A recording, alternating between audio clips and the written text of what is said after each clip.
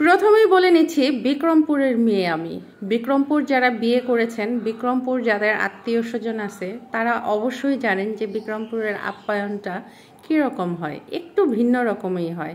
আসসালামু আলাইকুম, সবাইকে ওয়েলকাম করছি শাফিন মাম্মি ব্লগ থেকে। আশা করি সবাই সুস্থ আছো, ভালো আছো। আলহামদুলিল্লাহ আমরাও ভালো আছি। এটা ছিল আমাদের ঈদের তৃতীয় দিনের আমার মেজবোনের বাসার ভিডিও। আমি আপলোড দিচ্ছি আজকে চতুর্থ দিন। তো আসলে যে আমার কাছে মনে হয় কি যে ভালোবাসার জায়গাগুলো ঠিক এরকম, আর ঈদের আনন্দটাও ঠিক এরকম, সবাই মিলে একসাথে খাবার দাবার, ঘোরাঘুরি, এই বাসা থেকে ওই বাসা, মেহমান আপ্যায়ন, এটাই মনে হচ্ছে ঈদের আনন্দ। আমরা যখন বড় হয়ে যাই তখন কিন্তু আমাদের অনেক বেশি আশা প্রত্যাশার চাইতে দেয়ার ব্যাপারটা অনেক বেশি থাকে। যদিও আমি 4 বোনের মধ্যে সবার ছোট, কিন্তু আমি ছোট হিসাবে সবসময় চেষ্টা করি যে আসলে আমার যেইটুকু দায়িত্ব আছে সেই দায়িত্বটা পালন করার। তো এইদিকে ছেলে রেডি হয়ে গিয়েছে, সে অপেক্ষা করতেছে যে আমাদের জন্য। তো আমরা সবাই রেডি হয়ে এখন চলে যাচ্ছি মেজো বোনের বাসায়। তো একদম বাড়ির সামনে গাড়ি চলে এসেছে, তো আমরা এখন চলে যাব মেজো বোনের বাসায়। আর ওই বাসায় কিন্তু আমরা 4 বোন একসাথে হব। এই ব্যাপারটাই আমার কাছে সবচেয়ে বেশি আনন্দের মনে হয়। আর ওদের বাসায় যাওয়ার সময় এরকম ধানের জমি, চারপাশ এত সুন্দর সবুজ সবুজ, আর এই যে বাঁধা, যেটাকে বলে বান্ধা পুষ্করণী। তো ওদের বাড়ির সামনে সিরিয়ালে 4টা বান্ধা পুষ্করণী আছে। এই সিনারিটা, এই দৃশ্যগুলো যে এত সুন্দর এত সুন্দর, আমি গাড়ি থেকে ভিডিওটা নিয়েছি। যদি হয়তো বা হেঁটে বা দাঁড়িয়ে ভিডিওটা নিতে পারতাম, হয়তো বা আরও সুন্দর করে ভিডিওটা নিতে পারতাম। আর এখন তো পুকুরে পানি দেখাই যায় না। তো আমরা কিন্তু বাসায় চলে আসছি। আর এটা হচ্ছে আমার বোনের বিল্ডিংয়ের সামনের যে অংশটা, উঠান। এখানেও কিন্তু প্রকৃতিটা এত সুন্দর সবুজ, একদম চারপাশ সবুজ সবুজ। আমার কাছে গ্রামের এই দৃশ্যগুলোই হচ্ছে সবচেয়ে বেশি ভালো লাগে। তো সব কিছু মিলিয়ে আমার কাছে এই আজকের এই দিনটা অনেক বেশি ভালো লাগার ছিল। আর এগুলো ছিল ধনিয়া পাতা, যেটাকে বলে বিলাতি ধনিয়া পাতা। আর এই যে ফুল গাছটা, এই ফুলটা আমি অনেক দিন পরে দেখলাম, আমার কাছে খুব ভালো লাগে। এই ফুলটা কিন্তু পাপড়ি পাপড়ির মতো হয়, টেনে টেনে আবার কয়েকটা আলাদা করা যায়। তো এইবার চলে গেলাম হচ্ছে রান্নাঘরে।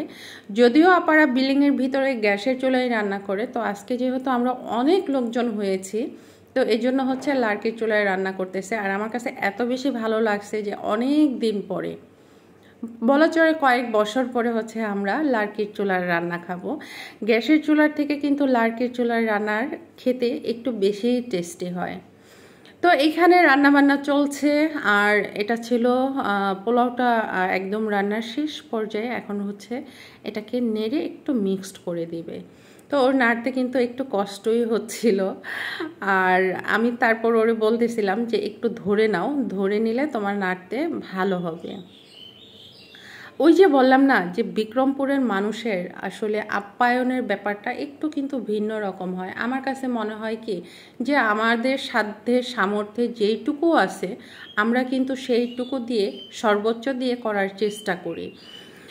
তো এইদিকে হচ্ছে ছেলে ঘরের ভিতরে ঢুকলো। তো আমার কাছে মনে হলো কি যে আমরা ব্লগারদের আসলে যে কাজ, ভিতরে যেহেতু ঢুকেছি একটু ভিডিও করে নিই। আর এই যে নাটুপুটোরা আগেই চলে আসছে, ওরা হচ্ছে মুভি দেখতেছিল, তো ওদেরকেও একটু ভিডিও করে নিলাম। তো ওদের সাথে আবার একটু দুষ্টামিও করলাম। তো এটা হচ্ছে আপুর রুম। এই রুমটাতে হচ্ছে আপু থাকে। আর এটা হচ্ছে ওদের একদম ডাইনিং বলা চলে, বা সোফা একসাথেই হচ্ছে ওদের ড্রয়িং রুমের সিস্টেমটা। আর সামনের দিকে হচ্ছে রান্নাঘর। আমি যদিও আমার আরও অন্য কোনো ভিডিওতে তোমাদেরকে দেখিয়েছিলাম। আর এটাও একটা বেডরুম।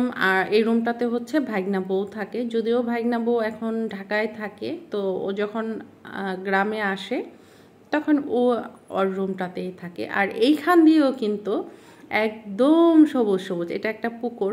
যখন এখান দিয়ে ঠান্ডা ঠান্ডা একটা বাতাস আসে, যখন বৃষ্টি হয়, তখন কিন্তু পরিবেশটা পুরাই অন্যরকম হয়। আর এটাও হচ্ছে আরেকটা বেডরুম। এরপরে হচ্ছে ফাইনালি রান্নাবান্নার পরের যে অবস্থাটা, এটা ছিল চিকেন রোস্ট, তারপরে ছিল ডিম কোরমা, আর এটা ছিল ঝাল মাংস।